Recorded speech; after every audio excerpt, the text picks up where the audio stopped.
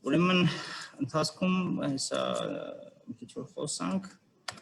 ես իմ մասին էլ կպատմեմ ավելի մանրամասն, բայց սկսենք նրանից թե ինչի մասին ենք, հա, խոսալու։ Ուրեմն այսօր ես ցես կներկայացնեմ ՏՏ աշխարհը, այսպես ասած, հա, բարի գալուց ՏՏ աշխարհ։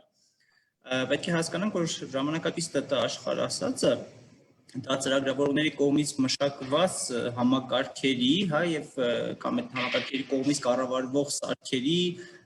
աշխարհն է։ Այսինքն, եթե չլինեին ծրագրավորողներ, այդ ժամանակակից ՏՏ-ն ուրիշ տեսք ունենա, հա, չգիտեմ ինչպեսին կլիներ։ Ամեն դեպքում, եթե ուզում ենք խոսել ՏՏ ոլորտի, ոնց որ այդպես ֆունդամենտալ, հա, այդ ոլորտի մասին, պետք է հասկանանք ծրագրավորողը ինչ է անում, հա, ով է ծրագրավորողը ինչ է անում։ Եվ շատ կարևոր հարց է ծրագրավորող լինել թե չլինել, այսպիսի մի հատ դառնալ թե չդառնալ ձեր դեպքում, այսպիսի հարցի մասին կխոսենք։ Ուրեմն հա, ուզում եմ ինտերակտիվ զրույց լինի, հարցերով խնդրում եմ մեզ անհանգստացրեք, հա, կուզեմ, որ բոլոր հարցերին պատասխաններ տրվեն, ինչքան որ մեր ժամանակը կների։ Ուրեմն ով եմ ես, հա, նախ սկսեմ նրանից, որ ես հանդիսանում եմ 4 երեխաների հայր, դա իմ կյանքի ամենամեծ ձեռքբերումներից մեկն է և շատ կենտրոնացում պահանջող զբաղվածություններիցս մեկը։ Նաև հանդիսանում եմ 18 տարվա ծրագրավորող, ես աշխատել սկսել եմ 2003 թվականից մի փոքր ընկերությունում, որտեղ ես ու տնօրենն էինք, ուրիշ մարդ չկար, որպես վեբ ծրագրավորող, տենց նաև համակարգային ադմինիստրատոր, ցանցային ադմինիստրատոր, տես տարբեր ոչ շատ մեծ ծանրաբեռնությամբ աշխատանքներ էի անում, ընթացքում զուգահեռ մի քանի տեղեր եմ աշխատել, հա, պատահել է որ 2, 3, ասենք այս պահին 4 տեղում եմ զուգահեռ աշխատում, նաև 14 տարի արդեն դասախոս եմ հանդիսանում, դասավանդում եմ և պետական բուհերում և մասնավոր կառույցներում և իմ դպրոցում էլ, ինչպես արդեն հասկացանք, ուրեմն ֆիզմատ գիտությունների դոկտորի թեկնածու եմ, թեկնածուական աշխատանքս եղել է հաշվողական մաթեմատիկա մասնագիտությամբ, հա, մաթեմատիկոս եմ ես այսպես ասենք, բայց նաև այդ մաթեմատիկական արդյունքների զուգահեռացմամբ եմ զբաղվել, այսինքն հենց նույն դիսերտացիայի շրջանակներում նաև զուգահեռ ծրագրավորմամբ եմ զբաղվում, որը շատ արդիական մեր օրերում, շատ արդիական մասնագիտություն է։ Ուրեմն ես ինձ համարում եմ օպերացիոն համակարգերի մասնագետ, ցավոք սրտի Հայաստանում մեր օրերում այդ մասնագիտությունը նեղ մասնագիտություն է, հա, շատ վատ է արտահայտված, չկան այտենց մասնագետների լուրջ դեֆիցիտ կա, ինչը շատ ցավալի է և ես ինքս, ասենք ես զուգահեռ 3 տեղում դասավանդում եմ օպերացիոն համակարգեր, որպեսզի հնարավորինս լավ պահպանենք այդ մասնագիտությունը, այդ գիտելիքը փոխանցենք հաջորդ սերունդներին։ Ուրեմն ընթացքում 2019 թվականին, հա, հիմնադրեցի Ալան Թյուրինգի անվան ծրագրավորման փիլիսոփայության դպրոցը, որի նպատակն է տալ ֆունդամենտալ գիտելիքներ, հենց ֆունդամենտալ, հա, երբեմն այնքան ֆունդամենտալ, որ մարդիկ չեն հասկանում դրա կիրառությունը որն է, օրինակ օպերացիոն համակարգերը այդպիսի ֆունդամենտալ գիտելիքների այդ բաժիններից մեկն է, որը հիմնականում մարդիկ տենց լավ չեն պատկերացնում, թե որտեղ պետք է օգտագործեն, գործատուներին այդպիսի գիտելիքներով մարդիկ ոնց որ սենց ուղիղ, հա, տենց ոչ միտեղ գրած չի, որ մեզ պետք են օպերացիոն համակարգերի գիտելիքն իմացության մարդիկ, այդպիսի բան չկա։ Այսինքն ինքը ոնց որ ներքևներում է էլի ընկած, եւ ոչ միայն դա, ասենք դա կարող է ճարտարապետություն, hardware, հա, CPU-ի ճարտարապետություն կամ որպես EHM ճարտարապետություն են անվանում, ալգորիթմներ տարբեր, տվյալների կառուցվածքներ, հա, ինչ որ լեզուներ, որոնք մարդիկ այնքան էլ ոնց որ չեն համապատասխան ձևով արժևորում եւ այլն։ Ուրեմն այտենց դպրոցի մասին շատ չեն կարող խոսել, ավելի ճիշտ կարելի անվերջ խոսել, բայց մենք ուրիշ բանի համար ենք հավաքվել։ Ինչպես նաև ուրեմն ես հանդիսանում եմ ծրագրավորող փիլիսոփա, դա այն մարդն է, ով զբաղվում է ծրագրավորման փիլիսոփայական հարցերով, հա, ոչ թե պարզապես ծրագրավորող եւ վերջ, այլ նաև այսպիսի հարցերով, օրինակ ինչ է ծրագրավորումը, ով է ծրագրավորողը, հա, ինչ չի կարելի եւ ինչ է կարելի անել ծրագրավորողին եւ էլի այսպիսի տարատեսակ հարցեր, որոնք ընդհանուր ֆիլիսոփայական հարցեր կարող են լինել, հա, ուղղակի կոնկրետ վերաբերում են ծրագրավորողին, ասենք այդ դա է, հա, ծրագրավորման ֆիլիսոփայությունը։ Շատ լավ։ Եթե ինչ-որ հարցեր լինեն, խնդրում եմ ասեք, իմ մասին տեն շատ չեմ սիրում խոսել։ Հիմա եկեք խոսանք նրա մասին, թե ինչ է ծրագրավորումը, ուրեմն առաջի հերթին խոսենք, այսպես ասած, ընդհանուր, հա, տարածված տենց միֆերից, այսինքն հիմնականում մարդիկ մտածում են այսպիսի բաներ է ծրագրավորում ասածը, հա, ծրագրավորողը sense բաներ է անում, բայց իրականում այդպիսի բան չկա։ Ուրեմն եկեք սկսենք ամենահայտնիներից, հա, կոդ գրել։ Շատ մարդիկ մտածում են, որ ծրագրավորումը կոդ գրելն է։ Դա նման է նրան, որ ասենք, որ գիրք գրելը նման է նրան, որ նստած ես ուղղակի ու sense տպում ես։ Չէ, նման չի, այսինքն համարժեք է, հա, այսինքն դրանք նույն բաներ են, ասել որ ծրագրավորումը կոդ գրելն է, այդ նույնն է, որ ասել որ գիրք գրելը ուղղակի նստած համակարգչի առաջ տպելն է։ Շատ մարդիկ մտածեն, բայց հա, ասեք, ուրիշ ինչ են անում, ուրեմն հենց այդ է էլի վատը, որ մարդիկ չեն հասկանում, թե ինչ են անում ծրագրավորողները։ Օրինակ գիրք գրողը ինչ է անում, ինչ է կարծում, ինքը ուղղակի նստում է ու սկսում է գրել, դες մենակ կինոներում է լինում, հա։ Իսկ իրականում մարդ սկզբում օրինակ քայլում է, զբոսնում է, հա, եւ մտածում է, ասում է, արի մի հատ գիրք գրեմ, ինչի մասին, որ ժանրում գրեմ։ Կարող է ինքը առաջի անգամ է գիրք գրում, ինքը չգիտի, ինքը դետեկտիվներ է լավ գրում, թե ասենք ֆանտաստիկա, թե օրինակ ինչ-որ կյանքի մասին է։ Ինքը ինչ գիտի, առաջի անգամ անստից մտածում է, ասում է, դետեկտիվ գիրք գրեմ։ Ինչ լինի, օրինակ սպանություն թող լինի մեջ, հա, ում սպանեն, այ, արի սպանեն էս ինչին, ինքը շատ տենց կասկածելի մարդ է, այ թող իրան սպանեն, այսինքն ինքը հորինում է, բայց ոչ մի բան չի գրում, զբոսնում է եւ հորինում, հա։ Ինքը մտքում ստեղծում է այդ ամբողջ աշխարհը, հետո նույնիսկ կարող է ինքը չգրի, կարող է ինքը նստի, ասենք, կողքը, հա, ինչ-որ բազմոցի թելադրի ու ինչ-որ մեկը գրի։ Հասկանում եք, բուն այդ մտքերը տեքստի վերածելու process-ը նույնիսկ դա հենց գրողը կարող է չանի, կարող է պրոֆեսիոնալ մարդ լինի, որ արագ տպում է, հա, ու ինքը նստի տպի, այս մարդը թելադրի, ինքը տպի։ Լավ, ուզում եմ ասեմ, չի կարելի տենց նույնացնել տպելը գիրք գրելու հետ։ Նույն ձևով կոդ գրելը չի հանդիսանում ծրագրավորում։ Համաձայն ենք, որ ծրագրավորողը կոդել է գրում, հա, ընթացքում ոնց որ այդ իր մտածած մտքերը դեով պետք է ի վերջո հատ հանձնի թղթին, այսպես ասած, ամենայն հավանականությամբ ծրագրավորողը պետք է անի։ Տենց ուրիշ դեպք չկա էլ, հա, ծրագրավորողը պետք է անի, բայց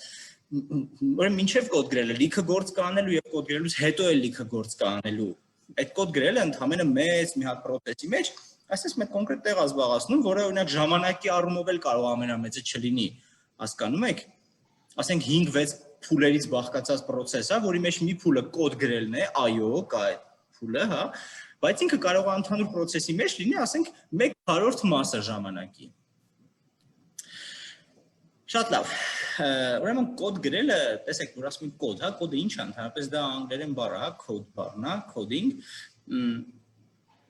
Կոդավորել կարելի է շատ տարբեր բաներ, հա, այսինքն շատ տարբեր բաների կոդ կարելի է գրել։ Պարտադիր չի, որ դա լինի ծրագրի կոդ։ Օրինակ, HTML ու CSS լեզուներ կան, եւ այդ լեզուներով գրելուց եւս կոդինգ է դա կոչվում, հա, կոդինգ։ Այսինքն մարդը ի վերջո գրում է ինչ-որ կոդ է գրում, կոդ։ Այդ լեզվով կոդ է գրում։ Բայց դա ոչ մի HTML CSS լեզուներ չի, չէ, չէ, լեզուներ են, բայց ծրագրավորման լեզուներ չէ։ Հենց դա կարևոր բան է, դրանք լեզուներ են, բայց ոչ ծրագրավորման։ Մեկը markup language է, hypertext markup language, markup language։ Markup նշանակում է ինչ-որ բան ընդգծել, հա, markup։ CSS-ը cascading style sheets, հա, ինքը լեզու է, որը ուղղակի բան ստայլեր է նկարագրում։ Ինքը ծրագրավորման լեզու չի։ Եվ այդպիսի էլի լեզուներ կան, որոնք ծրագրավորման լեզու չեն, հա, բայց իրանցով մարդիկ ինչ-որ բաներ են գրում։ Դա կարող լինի XAML լեզուն, կարող է լինի ինչ ասեմ, XSLT լեզուն, հա, ինչ-որ լեզուներ կան, որոնցով ինչ-որ բաներ կարելի է գրել, բայց իրանք ծրագրավորում չեն։ Ուրեմն HTML եւ CSS իմանալը ծրագրավորման հետ կապ չունի։ Համարյա կապ չունի, բայց դա չի նշանակում, որ ծրագրավորողը կարող է չիմանալ այս լեզուները, այդ նույնն է, որ ասենք անգլերեն չգիտի, չի կարելի չիմանալ, բայց ինքը ծրագրավորում չի, լավ, անգլերեն էլ ծրագրավորում չի, լեզու է, բայց պետք է իմանալ։ Հաջորդ ուրեմն ծրագրավորողը համակարգիչ վերանորոգողը չի, լավ, այդ ուրիշ մարդ է։ Դրանք տարբեր մասնագիտություններ են։ օրինակ որ համակարգիչը փչանում է, տանում ենք սերվիս կենտրոն, այդ մարդիկ ովքեր այնտեղ վերանորոգում են համակարգիչը, ծրագրավորող չեն։ Հա, իրանք հասկանում են սարքերից, իրանք կարող են փոխել մի բան, վառած մասը, ասենք, միգուցե վերանորոգել, հա, նույնիսկ իրանք ծրագրավորման հետ ոչ մի կապ չունեցող մարդիկ են։ Բայց դա էլի չի նշանակում, որ ծրագրավորողը չպետք է կարողանա իր համակարգիչը վերանորոգել, եթե կարիքը կա։ Լավ, ես չեմ ասում, որ դա իր գործը չի ընդհանրապես, ես ասում եմ, որ դրանք նույն բանը չեն։ Հա, լինել ծրագրավորող չի նշանակում լինել համակարգիչ վերանորոգող, բայց քո համակարգիչի առաջերտին դու պիտի հասկանաս ինչ ա եղել, հա, դու սկսես վերանորոգման process-ը, հասնես ինչ-որ պահի, որ քեզ մի բան ա պետք, որը դու չունես, այդ ժամանակ որ մտածես ինչ ես անում, գնում ես խանութ, թե համակարգիչդ վերցնում ես, տանում ես կենտրոն, ասում ես այս սրանից ա պետք, փոխեք։ Printer միացնել, ցարց կարգավորել, դրանք ադմինիստրատորի գործառույթներ են, ծրագրավորողը պարտավոր չի դա անել, բայց իմ պատկերացմամբ պետք է կարողանա անել, հա, այսինքն ծրագրավորողը պետք է կարողանա իր համակարգչի հետ կապված բոլոր հարցերը լուծել։ Շատ մարդիկ մտածում են, որ եթե երեխեն նստած ամբողջ օրը համակարգչի առաջ թեկուզ խաղ է խաղում, ապա ինքը երևի ծրագրավորող է, կամ որ մեծանա կդառնա ծրագրավորող։ Ոչ, հա, ցավոք, խաղերի մեծ մասը ոչ մի կապ չունեն ծրագրավորման հետ, չնայած որ ժամանակակից աշխարհում կան խաղեր, որոնք հենց կապ ունեն ինժեներական մտածողության եւ ինչու ոչ նաեւ, հա, ծրագրավորման հետ։ Այնպես որ եթե խաղ խաղալ, ապա գոնե այդ տիպի խաղեր խաղալ, իսկ ընդհանրապես եթե երեխան խաղեր է խաղում, դա ոչ մի կապ չունի ծրագրավորման հետ։ Այո, երեխան զբաղվում է, համակարգչի առաջ է նստած, համակարգչով է խաղում։ Հեռախոսը տակ, հեռախոսով խաղ կխաղա, դա ոչինչի մասին չի ասում։ Այդպես մարդիկ կան, ուղղակի մտածում են, որ երեխան ամբողջ օրը համակարգչի առաջ է, կմեծանա կդառնա ծրագրավորող, էլի երևի։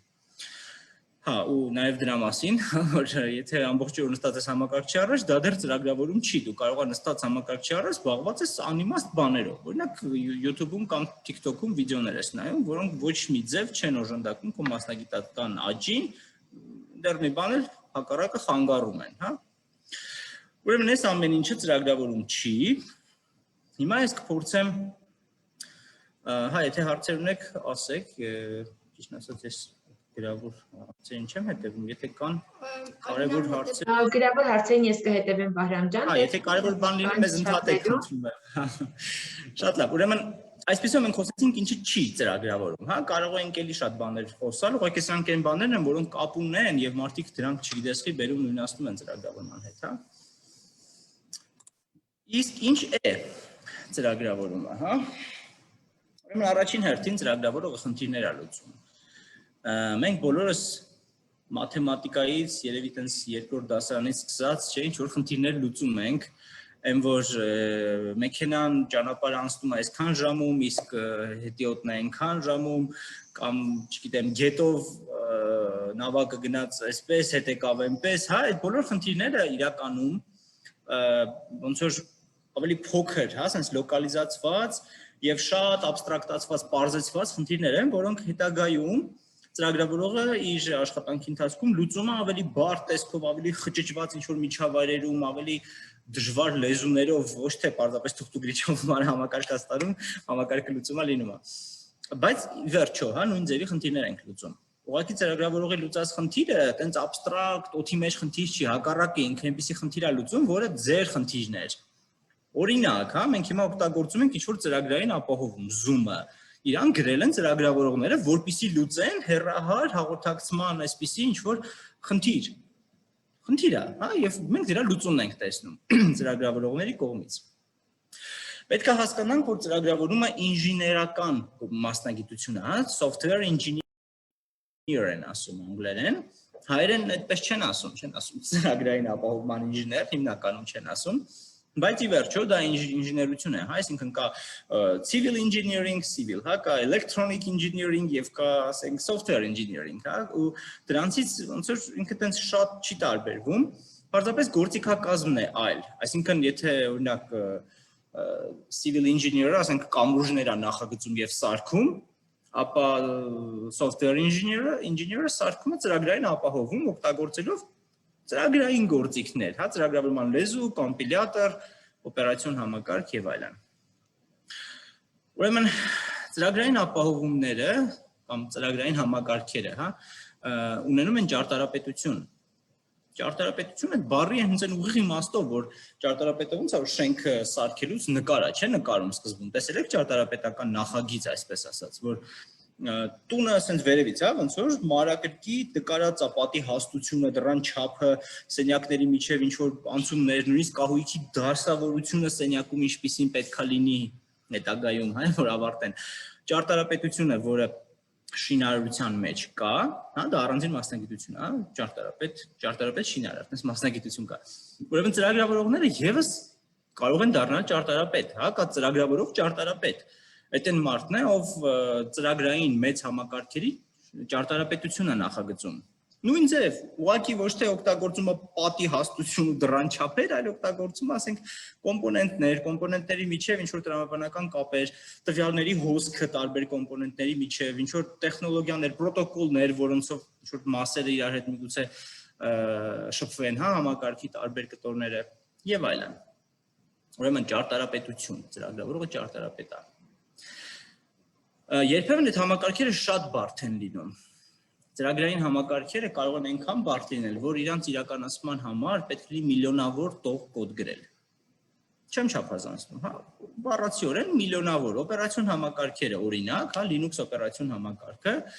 բաց է, իր source code-ը հասանելի է, կարող եք ինքներդ էլ գնալ հաշվել համապատասխան գործիքներով, կտեսնեք թե քանի միլիոն տող կոդից է ինքը բաղկացած։ Ցանկացած մի քիչ մեծ ծրագրային ապահովում արդեն շատ բարդ է, եւ այդ բարդ համակարգերը պետք է կարողանալ նախագծել եւ իրականացնել։ Իհարկե, սա կապված է նախորդ ասածից բոլոր կետերի հետ, բայց ի վերջո, հա, մենք խոսում ենք նույն բանի մասին, ծրագրավորողի գործի։ Ուրեմն շատ բարդ համակարգեր են նախագծվում եւ իրականացվում ծրագրավորողների կողմից։ Հասարակ բան, հա, եթե նայենք օրինակ Zoom-ը, տեսեք ինքը ինչ պարզ ինտերֆեյս ունի, մենք ոնց որ ընդհանրապես ասես նստում ենք ու խոսում ենք, հա, ոնց որ այդքանն է, բայց տակից, ասեմ ավելի ոչ թե տակից, այլ հետևի կողմում, որ մենք չենք տեսնում, հա, օրինակ ինքը բաղկացած է շատ մեծ քանակությամբ սերվերներից, որոնց վրա շատ մեծ քանակությամբ տվյալներ են պահպանվում, այս մեր ամբողջ խոսակցությունը օրինակ պահպանվում է, չէ՞։ Այնտեղ ահավոր մեծ ծավալի տվյալներ են տեղափոխվում մի հանգույցից մյուս հանգույցը, դուպլիկատներ են, հա, կրկնօրինակներ են ստեղծվում, որպեսզի հանկարծ չկորի ամբողջը եւ այլն, բալանսավորվում է այդ ամբողջ ծանրաբեռվածությունը, որովհետեւ ասենք, եթե միաժամանակ 1000 հոգի միացել են, մեկ սերվերը չի կարողանա այդ բոլորին ապահովել, հա, այդ կապը։ Եվ ստիպված ինքը պետքա բաշխի ծանրաբեռվածությունը տարբեր սերվերների մեջ։ Եվ այս ամբողջ ես հասկանում եմ, որ միգուցե ասածներից մի մասը ոչ մի բան ձեզ չի ասում, բայց ուզում եմ հասկանալ, որ բարդ է, հա, բարդ ու շատ մեծ ծավալի գործ է արվում։ Հիմա, երբ այդ բարդ համակարգերը նախագծվել եւ իրականացվել են, իրանց անխափան աշխատանք է պետք ապահովել։ Ծրագրային ապահովումը պետք է անընդհատ կարողանա աշխատի, հա, եւ մարդիկ անխափան օգտվեն։ Հակառակ դեպքում, եթե ես ասենք մի օր պատկերացնում եք, մի օր միացնում ենք Zoom-ը, չի միանում, չի կպնում, հա, մենք չենք մտածի, այ քեզ բան էլի, ես ինչով են այս ծրագրավորողները զբաղված, եթե չի աշխատում։ Այսինքն ծրագրավորողը պարտավոր կարողանալ այդ համակարգը, որ ինքը սարքել է, այնպիսին սարքի, որ ինքը հնարավորինս անխափան աշխատի, եւ եթե ինչ-որ խափանում է տեղի ունենում, ապա նաեւ ինքն է առաջի պատասխանատուն, որպեսզի ուղղի այդ շտկի այդ խափանումը։ Հիմա ինչերի համար են այդ համակարգերը, հա, օրինակ տեսեք, շատ մեծ մասով ծրագրային ապահովումները ավտոմատացնում են ինչ-որ գործողություններ, որոնք անընդհատ sense պետք է անել, կրկնվում են։ Եթե շատ հեռու չգնանք, օրինակ տեսեք, հաշվապահություն, հա, ասենք հաշվապահական ոլորտում պարբերաբար կրկնվող եւ շատ նույն ձևի, հա, ասենք 3 ամիսը մեկ, օրինակ պետք է ինչ-որ տեսակի բաներ դուրս հանել համակարգից, հա, եւ դա ինչ-որ տեսքի դուրս համակարգում ընդհանրենք համակարգ չկա, ապա թուղթ գրիչով պետք է ինչ-որ մեծ քանակի գործ անել, հա, եւ արդյունքները տանել միտեղ հանձնել։ Դե մարդիկ ոնց որ մի 100 տարի արեցին, 200 տարի դու հոգնեցին, դու ծրագրավորողները կանասին մի րոպե, տես չի ձևը։ Եվ սարքեցին համակարգեր, որոնք ավտոմատացնում են հաշվապահության այդ հաշվապահական հաշվի ինչ որ մասը։ Իհարկե, արդյունքում հաշվապահները չվերացան, հա, բայց հիմա հաշվապահի գործը, ասենք, մի քանի տասնյակ անգամ ավելի հեշտ է եւ նույն գործը, ասենք, որը մի ժամանակ, ասենք, 10 հաշվապահ պետք է աներ, հիմա կարողանի 2 հաշվապահ։ Ինչպես նաև օրինակ, հա, որպես օրինակ, տեսեք, շատ համակարգեր կան, որոնք օգնում են մարդկանց կայացնել որոշումներ։ Դա մի քիչ չի հասկացվում ինչ նշանակում, բայց տեսեք, եթե դուք ունեք ինչ-որ մեծ process, անկերություն ունեք, որտեղ լիքը բան է տեղի ունենում։ Լիքը մարդիկ են աշխատում, գնացքներ են գնում գալիս, մեքենաներ են գնում գալիս, ռոբոտներ են գնում գալիս, հա, այս ինչ-որ խառը process-ներ, ու դուք ենթադրենք այդ ընկերության տերն եք, ասես նստած նայում եք, ասում եք հիմա ում գործից հանեմ, կամ հակառակը, հա, հիմա ում վերստեմ, ում պակասումն ենք, որտեղ է այդ բարակ տեղը, bottleneck, հա, որոնց ասում են տերմինը, bottleneck տերմին կա, շշի այդ վերևի բարակ մասի մասին, այսինքն որտեղ է, որ այդ մեր process-ները դանդաղում են, որովհետև չկա համապատասխան ռեսուրս, եւ երբ sense ուղղակի նայում եք, չեք հասկանում, հա, ինչ որ մարդիկ sense վազվզում գնում գալիս են, հետո գալիս է ծրագրավորողը, ասում է մի րոպե ու սարքում է մի հատ այդ ձեր ամբողջ այդ process-ների պատկերը սիմուլյացիա անող համակարգ, դուք վերցնում եք այդ համակարգը, ասես միացնում եք, ասես ինքը աշխատում, նայում եք, ասում այնքան է լավ չի, արի այստեղ օրինակ մի հոգի ավելացնեմ, ասես հիպոթետիկ մի հոգու ավելացնում եք, նորից եք միացնում, հո դա ինչքան լավ եղավ։ Եվ այսպիսով համակարգը օգնեց, որպեսզի կայացնեն որոշում, որ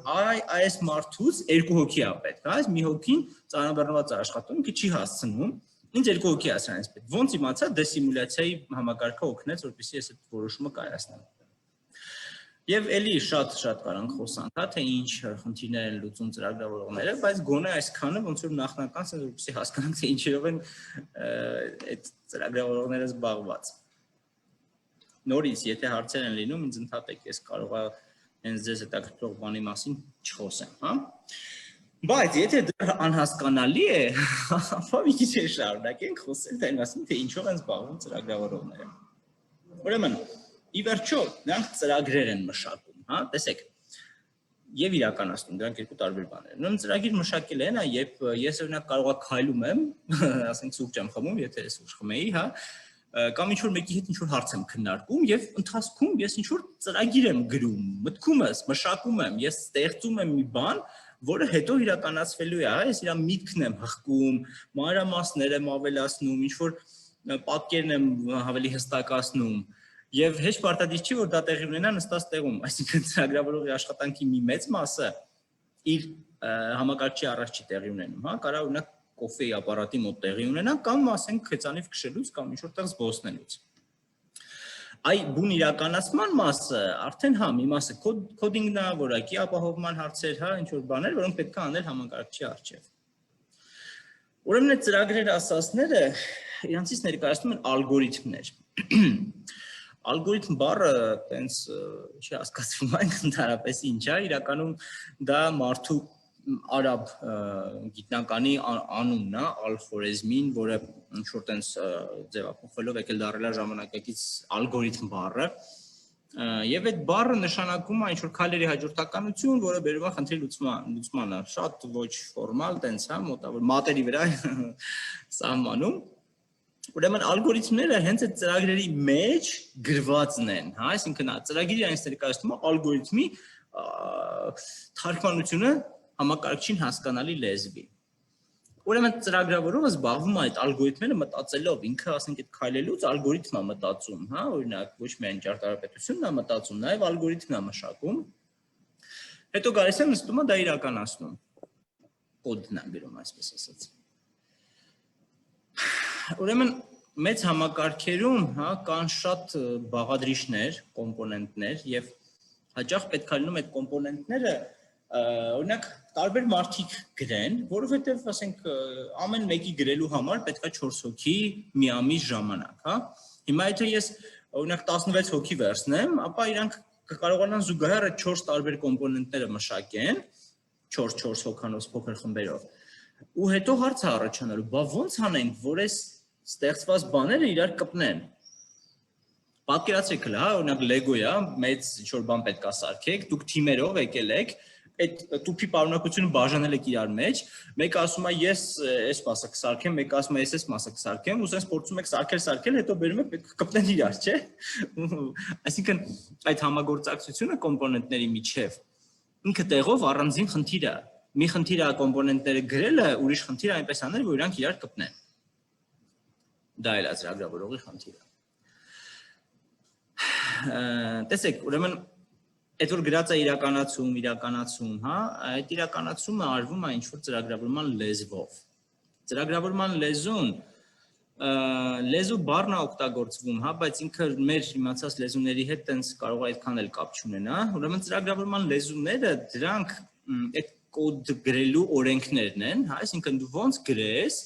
որպեսզի համակարգիչը քեզ հասկանա։ Իհարկե խոսքը չի գնում այն մասին, որ հենց պրոցեսորը միանգամից քեզ հասկանա, հա, այնտեղ միջանկյալ ահագին շերտեր կան, բայց դու գոնե ինչ-որ ձևով պետքա գրես, որպեսզի ինչ-որ մեկը այդ քո գրածը վերցնի, տրանսֆորմացնի, հա, ձևափոխի, բերի հասցնի այնպիսի տեսքի, որ պրոցեսորը հասկանա, թե դու իրենց ինչ ես ուզում։ Իհարկե, մի ժամանակ մարդիկ հենց պրոցեսորի լեզվով էլ գրում էին ծրագրերը, հետո որ զարգացել ենք, հիմա պրոցեսորի լեզվով պետք չի գրել, պետքա գրել ուղղակի ծրագրավորման լեզվով, ընդ որում կան բավականին abstract, այնպես բարձր մակարդակի լեզուներ, որոնք արդեն նույնիսկ այնպես անգլերենին են շատ նման, հա, օրինակ SQL լեզուն, իհարկե ինքը հենց ծրագրավորման լեզու չի, բայց շատ մոտիկ է ծրագրավորման լեզու լինելուն, structured query language, ընդ որում իր անունը մի ժամանակ SEQL է, Structured English Query Language, որովհետև ինքը անգլերենին շատ նման է, ուղղակի որոշակի ստրուկտուրայով է գրվում, եւ եթե կարդաք SQL-ով գրած հարցումները, ապա միգուցե ուղղակի անգլերեն իմանալը հերիք լինի, որպեսզի հասկանաք, թե այնտեղ ինչա տեղի ունենում։ Ու ընդհանուր, հա, իհարկե, այդպես շատ մանրամասներով չէ, բայց կան ծրագրավորման լեզուներ, որոնցով գրած կոդը ընդհանրապես ոչինչ չի ասի մարդուն, ով չի հանդիսանում մասնագետ, կոնկրետ այդ լեզվի մասնագետ, հա, ոչ թե ընդհանուր ծրագրավորող, այլ չէ կոնկրետ այդ լեզուն պետք է իմանա։ Ի հակադրություն տենց բարձր մակարդակի լեզուների կան շատ ցածր մակարդակի լեզուներ։ Ցածր մակարդակ չի նշանակում անմակարդակ, նշանակում է այդ շերտերից ներքևի շերտում է գտնվում, պրոցեսորին ավելի մոտիկ լեզու կա, պրոցեսորի ասեմբլերային լեզուն է, հա, ամեն պրոցեսոր ունի իր ասեմբլերային լեզուն, ու այդ լեզուներով գրված ծրագրերը շատ դժվար է հասկանալ։ Իրանք այդպես նայում ես, չես էլ հասկանում ընդհանրապես ծրագիրը, թե ինչ պատահական սիմվոլների բազմություն է։ Բանը չափածո ինչ-որ բան ոնց որ լինի, այս կարճ իրար տակ գրած, եւ այդ ծրագրերը, որոնք գրված են ասեմբլերային լեզուներով, շատ դժվար է հասկանալ, եթե դու հենց այդ պրոցեսորի ասեմբլերի մասնագետը չես, հա, դա շատ սպეციფიկ է պրոցեսորին։ Եվ այս երկու ծայրահեղությունների մեջտեղում կան լեզուներ, որոնք մի քիչ նման են անգլերենին, հիմնականում անգլերենին, հա, այսինքն տենց չկան ծրագրավորման լեզուներ, որոնցում ասենք հայերեն բաներ են գրվում, հիմնականը անգլերենն է ի վերջո, այս ոլորտը մեծ մասամբ զարգացել է Ամերիկայում եւ անգլիախոս աշխարհում, հա, դրա համար անգլերենն է, այսինքն դուք լատինական այբուբենով եք այդ ամեն ինչը հիմնականում գրում, հա, դե պարզ սիմվոլներ, թվեր եւ այլն դրանք էլ կան։ Ուրեմն այդ միջանկյալ մակարդակների լեզուները ահագին լեզուներ իրար շատ նման են, հա, լեզուներ կան օրինակ, որոնք ծնվել են C լեզվից, այդպես մի հատ լեզու կա, C-ա կոչվում, եւ այն բոլոր լեզուները, որոնք C-ից են ծնվել, իրար նման են, որովհետեւ իրանք բոլորը նման են C-ին, հա, ասենք C++-ը, C#-ը, Java-ն, JavaScript-ը, Go-ն։ Այս կարելի է։ Այո։ Իսկ C++-ը ինչ մակարդակի լեզու է, ինքը բարդ է, սովորելը բարդ է։ Բարդությունն ու մակարդակը տարբեր բաներ են, հա, որպես բարդ լեզու ինքը աշխարհի ամենաբարդ լեզուն է, ասեմբլերային լեզուներից հետո, որպես մակարդակի առումով, հա, ինքը օբյեկտ կողմնորոշված լեզու է, այսինքն ինքը բավականին բարձր մակարդակում է գտնվում, իրենց ավելի ցածր, ասենք C լեզուն կա, հա, հետո ասեմբլեր լեզունը կա, ինքը բարձր մակարդակի լեզու է, օբյեկտ կողմնորոշվածություն ունի իր մեջ, բայց ամենաբարդ լեզուն է կարծում եմ աշխարհում, միգուցե բանանի համարձակ պնդում է, բայց այնքան ամենաբարդ լեզուներից մեկն է սովորելու համար։ Շնորհակալություն։ Շնորհակալություն հարցի համար։ Այսպիսով, ծրագրավորողը իմանում է ինչ-որ լեզու կամ լեզուներ, եւ այդ լեզուներով ծրագիր է գրում։ Այ վերջո այդ իր մտածածը, այդ որ sense օդի մեջ կամ իր գլխում կամ միգուցե թղթի վրա ինչ-որ նկարի տեսքով կա, պետքա բերել հասցնել համակարգչին հասանելի, շոշափելի, հա, sense մի բանի, որ ինքը աշխատի, արդյունքը մենք տեսնենք։ Այդ process-ը ծրագրավորման մեջ այդ կոդ գրելու process-ը տեղի ունենում կոնկրետ ինչ-որ լեզվով, ու այդ լեզուներից պետքա իմանալ։ Այ ուզես թե չուզես, պետքա մի քանի հատ լեզու իմանալ։ Խորհուրդ է տրվում իմանալ մի քանի լեզու, ընդ որում տարբեր պարադիգմաների, անծանոթ բառ, հա, լեզուները ունեն տարբեր մոտեցումներ ընդհանրապես, այդ ծրագրավորում ասացին, այդ պարադիգման դա է, էլի։ Մեկը օբյեկտ կողմնորոշված է, մեկը պրոցեդուրային է, մեկը ինչ որ իմպերատիվա մեկը չգիտեմ ինչա լավ չխորանանք տեղ, ուրեմն տարբեր տեսակի լեզուներ են ու տարբեր մակարդակների, հա, հիմա պետք է լավ կլինի, որ այդպես մի քիչ մարդ ունենա որոշակի տենց լայն մոտեցում, հա, ծրագրավորման լեզու ասածին, եւ իմանա մի քանի լեզու տարբեր պարադիգմաներից եւ տարբեր խորություններից։ Դա օգնում է ավելի լավ պատկերացնել ամբողջական պատկերը, ասեմ ավելին շատ կարևոր է ցածր մակարդակի լեզու էլ իմանալ, ասեմբլերային, հա, օրինակ Intel-ի ասեմբլերի լեզուն x86 համակարգի, դա շատ օգնում է, ասես ոնց որ այդ քո պատկերացած օթում ինչ-որ абստրակտ բաները, ասենց առարկայական, ասենց արտա պատկերես պրոցեսորի վրա, որովհետև ուրիշ ոչ մի ձև չկա ծրագրերը աշխատացնելու, հա, պրոցեսորն է աշխատացնող, այս պրոցեսորն ունի իր լեզուն, եւ ի վերջո դու ինչ ուզում ես գրի, պիտի թարգմանվի պրոցեսորի լեզվին։ Եվ արդյունքում կարանք ստանանք, այսինքն պրոցեսորի լեզուն շատ պարզ է։ Ինքը ասենք թե ունի 200 հատ հրաման, հա։ Եվ այդ 200 հատ հրամանից բացի ոչ մի բան դու չես կարող ծրագրավորես։ Դա հետաքրքիր է, այլ, այսինքն դու ոնց որ մի տեսակ sense սահմանափակման մեջ ես քեզ զգում, բայց միևնույն ժամանակ դա ապացուցված է, հա, Turing completeness գաղափարը կա, որ եթե պրոցեսորը SSS հրամանները կարողանում անել, ապա իրանով կարելի է ցանկացած ծրագիր աշխատացնել։ Եվ եթե պրոցեսորը ունի այդ հրամանները, ապա խնդիր չունենք, հա, մենք կարող ենք ցանկացած լեզվոգրած բան թարգմանենք պրոցեսորի այդ աղքատիկ հրամանների բազմությանը։ Լավ, ուրեմն երբ որ ծրագրավորում սովորելու լինեք, հասկացեք այդ բանը կարևոր է, որ տարբեր լեզուներ սովորեք, հա, մի հատ լեզու չսովորեք ու ասեք վերջ ես ծրագրավորող եմ։ Մի լեզու իմացող ծրագրավորողը շատ վտանգավոր իրավիճակում է գտնվում, որովհետև լեզուները մոդայից դուրս են գալիս եւ մի տեսակ մարդը մնում է ոնց որ ճամփեզրին։ Ուշադիր եղեք։ Հաջորդ հետաքրքիր բանը, ծրագրավորողը պատասխանատու է կոդի որակի համար։ Տեսեք, այդպիսի առանձին մասնագիտություն կա, կոչվում է որակի ապահովման մասնագետ, հա, QA, որ ասում են, Quality Assurance Engineer, դա էլ է իրականում ինժեներություն, որակի ապահովման ինժեներ կա, բայց եկեք այդ երկուսը մի հատ առանձնացնենք, հասկանանք ով ինչ է անում, հա։ Ծրագրավորողը գրում է կոդը, որակը այդ կոդի մեջ է։ Իրա գրածն է, կամ որակյալ է, կամ անորակ է։ Ապահովել որակը, դա նշանակում է կոդի որակը բարձրացնել, դա անում է ծրագրավորողը։ Quality assurance-ի մարդը ինքը ոնց որ ստուգում է, իսկ ամեն ինչ օքեյ է, ամեն ինչ տենց է, ոնց պետք է լիներ որակը տեղն է, թե չէ։ Ինքը չի ապահովում որակը, ինքը ապահովում է որակի առկայությունը, եթե ինքը առկա է, այսինքն ինքը ստորագրում է, որ հա որակյալ է, կամ ասում է չէ, այստեղ խնդրեմ կա։ Բայց եթե այստեղ խնդրեմ կա, ինքը չի ուղղում, ինքը ուղղակի ասում է այստեղ խնդրեմ կա։ Հիմա այդ խնդրեմը հետ է գալիս ծրագրավորողին։ Եթե ինքը կուղղի այդ խնդրեմը, ապա որակը կապահովվի։ Եթե չի ուղղի խնդրեմը, որակը կմնա ցածր։ Որակի ապահովման մասնագետը, հա, ինքը չի ապահովում որակը որպես այդպեսին, ինքը ստուգում է, հա, եւ արձանագրում որակի առկայությունը, եթե այն առկա է, այսպես ասենք։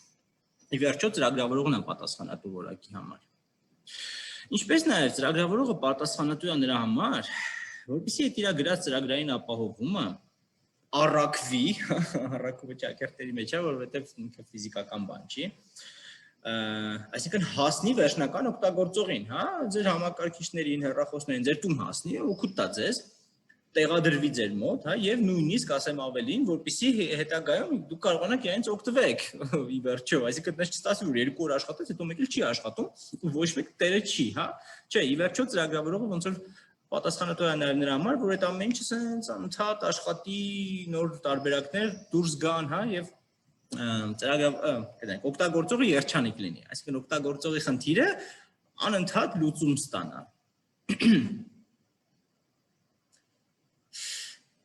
Հասկանալի է, ինչա ծրագրավորում։ Վահրամ ջան, այստեղ հարցեր ունենք, կարող ենք արդեն ձեր բարձրացումներին անդրադառնալ, Գուրգեն Բարսեղյան, ջան, խնդրեմ։ Բարև նախ ներկայանամ, ես Գուգն եմ Բարսեղյան, Գեղարքունիքի մասի Վարդենիս քաղաքից, շատ հետաքրքրված եմ ծրագրավորմամբ եւ ապակա ծրագրավորող եմ։ Մի քանի հարց ունեմ որպես ծրագրավորման մասնագետ, Վահրամ ջան։ Ուրեմն ես իմ համայնքում որպես համայնքի ասած մասնիկ նպատակ ունեմ Բարդենիսում ծրագրավորման կենտրոն բացեմ, քանի որ չկա, ճիշտ աներկապահին գործընթացներ կատարվում են, բայց մասնավոր չկա։ Ու հիմա աշխատում եմ այդ ուղղությամբ, որպեսզի ծրագրավորման կենտրոն բացեմ, ներկապահին ձևավորում եմ թիմ, մի րոպե կներեք։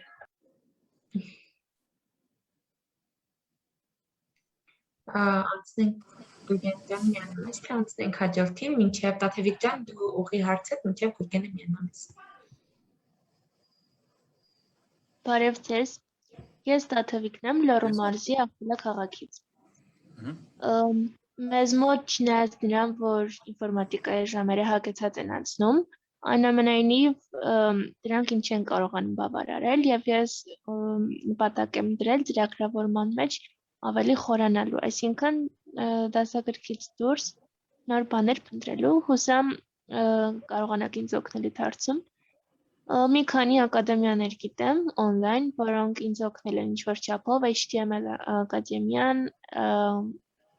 JavaScript ակադեմիան ու էլի նման այլ կայքեր։ Ունեք վստահելի աղբյուրներ, որոնք ինձ նման սկսնակներին կարող են օգնել գոնե սկզբնական մակարդակի գիտելիքները ապահովելու հարցում։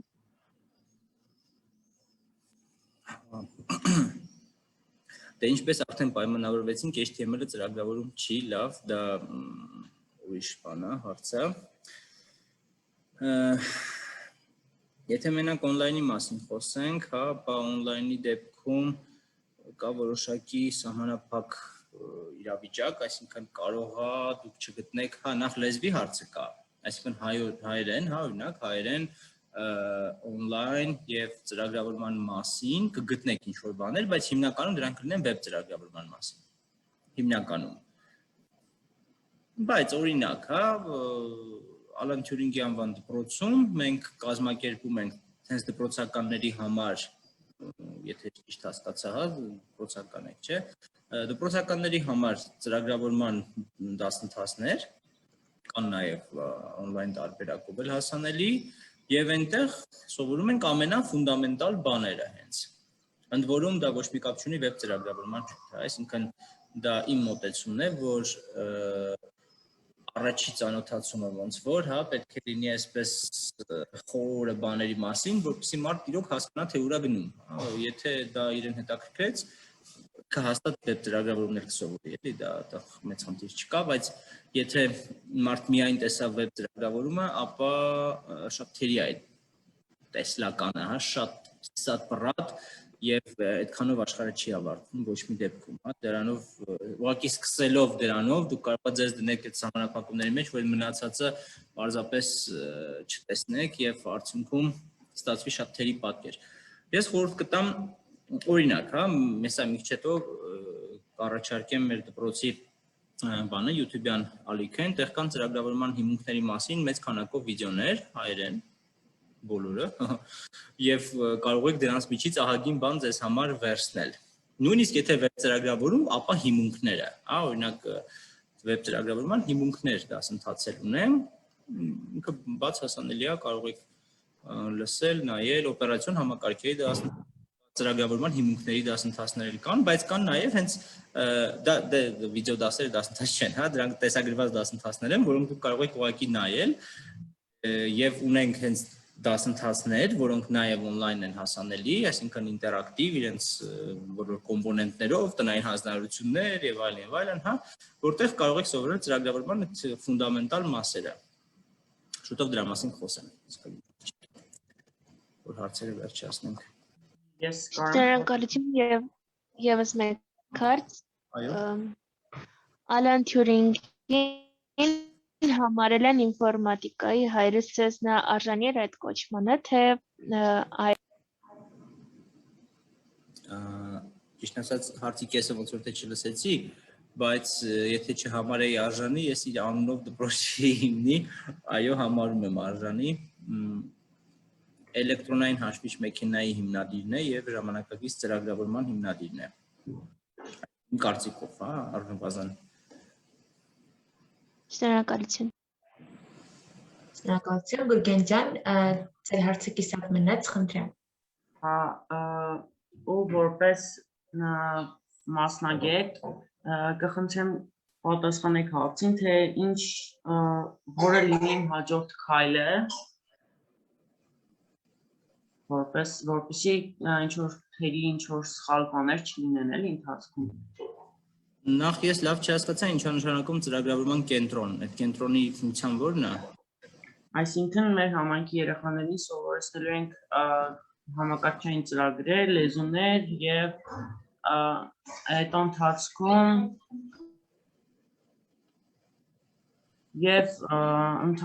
արդեն որ ժամանակ անց արդեն ԱԹՍ-ների ծրագրավորում։ Ինչերի՞, հա, ԱԹՍ-ների, հա։ Լավ, սովորացնողները Ինչ կներեք չլսեցի։ ովքեր են սովորացնելու, դասավանդողներն ովքեր են։ Սովորեցնելու են համայնքի երեխաները, որոնք վերապատրաստելու են, ասենք ասած դառնալու մասնագետ ու սկսեն արդեն աշխատանքի անցնել։ Ուրեմն առաջին սխալը այն կլինի, որ թերի մասնագետը, այսինքն մարդ ով նոր սովորում է, հա, փորձի սովորեցնել ուրիշին, հույս ունենալով ստանալ լավ արդյունք։ Իմ սուբյեկտիվ մոտեցումն է դա, հա, որպեսզի մարդ սկսի դասավանդել, նա պետք է առնվազն մի քանի տարի աշխատած լինի այդ տեխնոլոգիայով, լեզվով, հա, ինչ որ կլինի պրոֆեսիոնալ, հա, իրեն վարձատրած լինեն իր աշխատանքի դիմաց, այսինքն ինչ որ մեկին այդ իր արածը պետք լինի, որպեսզի մենք վստահ լինենք, որ այդ մարդը իրոք մասնագետ է, նոր դրանից հետո իմաստ ունի, որ ինքը սովորացնի։ Հակառակ դեպքում դա կլինի կիսատ թերի ինչ ասեմ, process, այլ վերջո, եւ ոնց որ տեսեք, ես գնալով փոքրանալու է, հա, այսինքն եթե օրինակ գիտելիքը այսքան է, ես այսքանն եմ սովորել, հետո դա ինչ որ մեկին սովորացրեց, ինքը այսքանը վերցրեց, հետո ինքն էլ ինչ որ մեկին սովորացրեց, բայց այն նախնական գիտելիքից ես արդեն այնքան հեռու եմ, այնքան նեղ եմ իմացածը, որ արդեն չի կարելի անվանել նույնիսկ մասնագետ, հա, արդյունքում ստացվողը։ Ես նորից եմ ասում, շատ չոր եւ իմ անձնական դիրքորոշումն է, ուրիշ մեկը որ լիներ, կասեր հա իհարկե անպայման առաջի հերթին քո սովորածու կողքերից, որ քո համար դու ավելի լավ հասկանաս։ Դա էլ է ճիշտ, բայց մենք խոսում ենք ուրիշ բանի մասին, հա, մենք խոսում ենք դրա մասին, որպեսզի պատրաստենք մասնագետներ։ Ուրեմն մասնագետ պատրաստելու համար առաջին հերթին պետք է ունենալ մասնագետ, որքան էլ դա պարադոքսալ չհնչի։ Այսինքն, եթե դուք այսօր սովորում եք ծրագրավորում, ապա այդ կենտրոնը պետք է բացվի 5 տարի անց։ Իմ պատկերացմամբ, հա, ես խորհուրդ կտամ այդպես անել, բայց ոնց որ դուք եք ձեր գործի տերը, որոշեք թե ոնց է ճիշտ։ Պատասխանեցի հարցին։ Ահա, մերսի շատ։ Շնորհակալություն, այստեղ Աստղ Գևորգյան, խնդրեմ։ Բարև ձեզ, ես Աստղիկն եմ, Արարատի Մարզկյուղ Սիսավանից, ու մի հարց ունեմ, ծրագրավորման աշխատանքը կամ մասնագիտությունը ունի պահանջարկ Հայաստանում ու ինչքանով է դա արդիական ծրագիր համարվում կամ մասնագիտություն։ Ծրագիրը ո՞րն է, ծրագիր չի համարվում, շնորհակալություն հարցի համար, ուրեմն այո, ծրագրավորումը Հայաստանում ունի շատ մեծ պահանջարկ, ասեմ ավելի չափազանց մեծ պահանջարկ, անհագենալի մեծ պահանջարկ, երբ հագեցված չի ծրագրավորման շուկան։ Տարեկան հազարավոր թափուր աշխատատեղեր կան։ Անցած տարի մի փոքր իրավիճակը վատացավ, կապված ամբողջ աշխարհում տեղի ունեցող այդ իրավիճակի հետ, բայց ընդհանուր առմամբ դա անընդհատ մեծացող եւ անընդհատ նոր մասնագետների կարիք ունեցող ոլորտ է ամբողջ աշխարհում այդպես, Հայաստանն էլ զուտ դրա ոնց որ ավելի փոքր, բայց նույն մոդելով աշխատող տարբերակը։ Անընդհատ պահանջարկը կա եւ այս պահին Հայաստանում ավելի շատ վեբ ծրագրավորողների եւ մոբայլ ծրագրավորողների պահանջարկ կա, ինչպես նաեւ data scientist-ների, հեսա այդ բոլորի մասին խոսենք, հա։ Ուզում եք ես միգուցե մի քիչ խոսամ, կարող է ձեր հարցերի պատասխանները ընթացքում լինեն, ուղղակի ես կուզեի մինչև այս խոսածածից մասին հարցեր տայիք էլ, եթե ապագայի մասին, այսինքն եթե հարց եք տալի բանի մասին, որ ես դեռ չեմ խոսացել, միգուցե այդ մասին խոսելու եմ, հա։ Կարող ենք այդպես պայմանավորվել հարցեր լինեն մինչև այս եղած նյութի մասին, հակառակ դեպքում իմ մոտ տպավորություն է ստացվում, որ դուք ինձ ընդհանրապես չեք լսում, իսկ դա հեչ լավ չի։ Չէ։ Ինձ հետադարձ կապ է պետք, որ ես հասկանում, որ դուք իմ ասածները հասկանում եք, ինձ հարցեր եք տալիս, թե չէ կարող է այդպես ինչ-որ խոսում եմ, իսկ դուք ձեր հարցերով արդեն եկել եք ի սկզբանե հարցերով։ Համ էլ կարող եք հարցերի պատասխանը հաջորդ սլայդի վրա կապ։ Կան հարցեր, մինչև այս հնչյալների մասին։ Ինչ։ Նախ ողջունում եմ բոլորին։ Շատ ուրախ եմ, որ այսօր միացել եք մեզ։ Ես Գազյան եմ, Շիակի մարզիկ ուսանագյուղից եմ։ Այսքանը իմ մասին ու երբ որ ձեր ամենախոսքի ամենասկզբում ասացիք, որ գրեթե 15 տարվա ծրագրավորող եք, ուզում եի հասկանալ, երբ որ նոր սկսել եք ծրագրավորում, նախ ինչպես եղավ, որովհետև 15 տարի առաջ, մոտ 10 տարի առաջ IT ոլորտը այդքան էլ զարգացած չէր Հայաստանում ու իմ կարծիքով վերջին 4 տարիների ընթացքում որ IT ոլորտը սկսել է դառնալ Հայաստանի առաջատար ճյուղ ու ինքը հայտնի է մարդկանց։ Ոնց սկսվեց այդ ամեն ինչը ու ինչ խոչընդոտների հանդիպեցիք այդ ճանապարհի ընթացքում։ Շնորհակալություն։ Ուրեմն նախ 15 չէ, 18, հա, ես արդեն զուտ աշխատում եմ 18 տարի, բայց իմ ճանապարհը այդ ուղին սկսել եմ 21 տարի առաջ, 2000 թվականին եմ սկսել։ Այո, այն ժամանակ այսքան տարածված չէր, բայց ճիշտ ասած, այտենց հիմնավոր պատասխան չունեմ, թե ինչու։ Այսինքն ուղղակի ես մի օր հասկացա, որ ուզում եմ դառնալ ծրագրավորող։ Ասեմ ավելի, ես ոչինչ չգիտեի ծրագրավորման մասին այդ պահին, երբ որոշեցի դառնալ։ Ու դա մոտավորապես 10-րդ դասարանից մի քիչ առաջ էր, հա, այն ժամանակ 10 տարի ենք սովորում, այսինքն տենց 8-րդ դասարանում մոտավորապես ես հասկացա, որ ուզում եմ դառնալ ծրագրավորող, բայց գաղափար չունեի ինչ է ծրագրավորումը։ Ես համակարգիչ չեմ ունեցել, տեսել եմ մենակ ինչ-որ հեռու բարեկամի տանը ու մենակ խաղ եմ խաղացել այդ համակարգչի վրա, այսինքն այդքանն էր իմ պատկերացրածը։ Բայց կար այդ ներքին մղումը, որ ինձ դա հետաքրքրում է, դա ասեմ, տեսեք, օրինակ հիմա շատ տարածված է, որովհետև հեշտ է դառնալ ինչ-որ տեսակի ծրագրավորող, հա եւ արագ գումար աշխատել։ Հիմա, այն ժամանակ այդպես չէր, այն ժամանակ շատ քիչ էին ընկերությունները եւ իրականում այնպես հաստատ չէր էլի, որ եթե ավարտես կդառնաս ծրագրավորող ու կաշխատես ինչ-որտեղ եւ խոչընդոտներից օրինակ, հա, ասեն գրականության հասանելիությունը լուրջ խնդիր էր։ Չնայած մեր ժամանակ արդեն շատ ավելի լավ էր, քան օրինակ 90-ական թվականներին։ Գոնե ինչ-որ մի օրինակով կարելի էր գտնել, ասենք տանել բազմացնել, հա, այդ գիրքը։ Հետո ընթացքում հայտնվեցին on-line գրադարաններ էլ, ընթացքում դա արդեն 2005-6 թվականի կողմերը արդեն այդպես բաներ էլ կային, բայց գրականությունը իրոք խնդիր էր։ Ասենք Հայաստանում կար մի հատ գրախանութ, որտեղ կարելի էր գտնել համակարգչային գիտության մասին գրքեր, եւ ես գնում գիրք էի առնում, այդպես թղթից գիրք էի առնում, կարդում մի բան սովորեմ կամ մեկից վերցնում տանում էի, այսպես քսերոքսանում, հա, բազմացնում գիրքը եւ կարդում ու ոչ մի էլեկտրոնային գիրք այդ ժամանակ չկար։ Չնայած լավ ոչ մի չէ, բայց քիչ էր, հա, ահագին։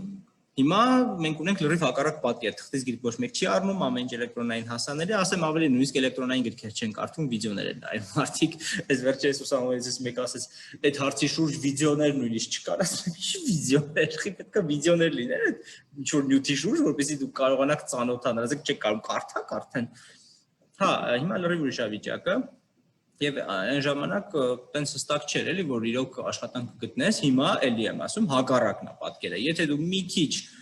նորմալ մակարդակի ծրագրավորող ես, ապա հաստատ աշխատանք կգտնես։ Ուղղակի հարցը այսօր կգտնես, թե ասենք կես տարի անց։ Այսինքն, եթե դու սկսնակ մասնագետ ես, այդտեղ կա խնդիր, սկսնակները շատ են, այդքան գործ չկա Հայաստանում սկսնակի համար։ Գործի մի մասը սկսնակի է, հա, ոնց որ վերաբերում, մի մասը արդեն փորձ ունեցողի, եւ եթե դուք նոր եք մտնում այդ աշխարհ, դուք լուրջ կոնկուրենցիայի մեջ եք լինելու։ Մեր ժամանակ այդ կոնկուրենցիան լրիվ պատկեր ուրիշ էր, համ ուսանողներն էին քիչ, համ ուսումնական կենտրոններ չկային ուղղակի ընդհանրապես, ոչ մի ծրագրավորման ուսումնական կենտրոն չկար, հա։ Համ էլ ընկերություններն էին քիչ, համ շուկան էր փոքր, համ աշխատողներն էին ոնց որ պոտենցիալ քիչ։ Հիմա լրիվ ուրիշ է պատկերը եւ օրինակ այն ժամանակ իրոք ես չգիտեի ոնց եմ սկսելու աշխատել ու այդպես ուղղակի ստացվեց, որ մեր կուրսից ինչ-որ մեկը, չգիտեմ ոնց ինչ-որ տեղ աշխատում էր, հետո ինքը պետքա գնար, ինձ ասեց կարող է դու գաս տեղը սկսես աշխատել, հա, ինչ-որ վեբ ծրագրավորողի գործեր այդ առաջին աշխատանքս, որ ասում եմ։ Եվ այդպես շատ պատահաբար հայս հայտնվեցի այդ տեղում, հետո տենց հաջորդը հայտնվեց, տենց քիչ գնաց առաջ։ Հիմա իրավիճակը լրիվ այլ է, հա դուք հիմա պետք է այդ լուրջ կոնկուրենցիային պատրաստ լինեք, եթե դուք որոշել եք դառնալ ծրագրավորող, ապա իմացեք, որ այն օրը երբ դուք ձեր CV-ն ուղարկում եք ինչ-որտեղ, ձեր հետ զուգահեռ 100-200 հոգի էլ է նույն տեղը այդ նույն տիպի CV ուղարկում։ Ու դուք պետք է անենց անեք, որ ձեր CV-ն էապես որակապես հա տարբերվի, ցույց տա, որ դուք իրոք հենց այդ մարդն եք, իրանք խնդրում են, թե չէ ձեզ չեն կանչի հարցազրույցի, էլի։ Իրականում իմ համար շատ հետաքրքիր է ու իմ համար առողջվածային մարդ եք, ես 15 տարեկան եմ ու չեմ պատկերացնել, ես դեռ ծնված չլինեմ ու այդ ժամանակ ծրագրավորում եղած լինի, որովհետև եթե ինձ 5 տարի առաջ հարցնեին ինչ է ծրագրավորումը, ես չէի կարող այդ հարցին պատասխանել։ Իրականում տեսեք, շատ ցավալի է, որ այդպես է իրավիճակը։ Հայաստանում գիտեք, որ թվերից կա ՏՏ ոլորտ։ Ինչ եք կարծում, օրինակ, երբ է հիմնվել Հայաստանում ՏՏ ոլորտը։ Հա, ամբողջ լսարանին է հարցը, եթե մարդ կա ու գիտի։ 70-ականներից 70-ականները շատ ավելի շուտ։ 60-ականներին Հայաստանում արդեն համակարգիչներ էին արտադրվում։ Նայիրի համակարգիչը 64 թվականից է սկսել արտադրվել։ Համակարգիչ, հասկանում եք, այսինքն արդեն այնքան գիտելիք կար, որ մարդիկ կարողանում էին ամբողջական համակարգիչ ստեղծել 60-ական թվականներին։ Ինքը երկու հարկանիչ է։ Ինչ է երկու հարկանի համակարգիչ է։ Այո։ Հա, դե այն ժամանակ մեծ էին, բոլոր Ամերիկայում էլ էին այդպես մեծ, այդպես խնդիր չկար, որ վայ մեծ է, տեղ չի անում, չէ, այն ժամանակ բոլորն էին այդպեսին։ Բայց ամենայն դեպս ինձ չի թվում, որ կարելի է 60-ականների համակարգիչը, այդ ավելի շատ մեքենա է եղել, քան համակարգիչ համեմատել մեր հիմիկվա այն բարակ թղթի պես համակարգիչների հետ։ Մի րոպե, էլեկտրոնային հաշվիչ մեքենա է եղել, ուղղակի տրանզիստորների փոխարեն վակուումային լամպերն էին օգտագործվում։ Դրա համար էր այդքան մեծ։ Հիմա ուղղակի տրանզիստորները այնքան փոքր են, որ այդտեղ նանոմետրերով են չափվում։ Ասենք 2 նանոմետրանոց տեխնոլոգիա է այս վերջերս հայտնաբերվել, IBM-ը հայտարարել է, 2 նանոմետր նշանակում է 1 միլիմետրում, հա, կա միլիարդ հատ, նանոն 2-ի 10-12 աստիճանն է, չէ։ Այսինքն միլիմետրում, որը 2-ի -3 աստիճանն է, նո, այդպես կարգով, հա, կան միլիարդավոր տրանզիստորներ։ Անհավանական է, դա բացարձակ անհասկանալի է ինչ է դա նշանակում, հա, ասենք ես չեմ պատկերացնում։ Տրանզիստորները երևում են մենակ էլեկտրոնային միկրոսկոպի տակ, իրանք չափերով համեմատելի են ատոմի հետ։ Կարգով էլի մոտիկ են ատոմին։ Դրա համար է այդպես բարակ, բայց ի վերջո սկզբունքները նույնն են, ուղղակի այն ժամանակ ասես մեծ լամպեր էին, ամեն տրանզիստորը մի հատ մեծ լամպ էր։ Հիմա այդ մեծ լամպը դարել է մետրի 1 բաժանած 10-12 աստիճան չափի, դրա համար է համակարգիչը այդպես կոմպակտ դարել։ Շատ լավ, շատ շնորհակալություն։ Ձեզ շնորհակալություն։ Ուրիշ հարց Վարժան այստեղ հարցնում են, թե որտեղ եք սովորել։ Հա, սովորել եմ Երևանի պետական համալսարանի ինֆորմատիկայի եւ կիրառական մաթեմատիկայի ֆակուլտետում մինչև մագիստրոսի աստիճանը, դրանից հետո շարունակել եմ Սլավոնական համալսարանում, նույն անունով ֆակուլտետ կա այնտեղ, ասպիրանտ եմ եղել ու սկսել եմ դասավանդել ասպիրանտ ժամանակ հենց Սլավոնականում։ Շատ լավ, այստեղ ձեր ձեռքերն ենք, բայց կարող ենք շարունակել, եթե չպատասխանեք ձեր նյութով հարցերին։ Շատ լավ, հա, դե դեռ նյութը չի ավարտվել։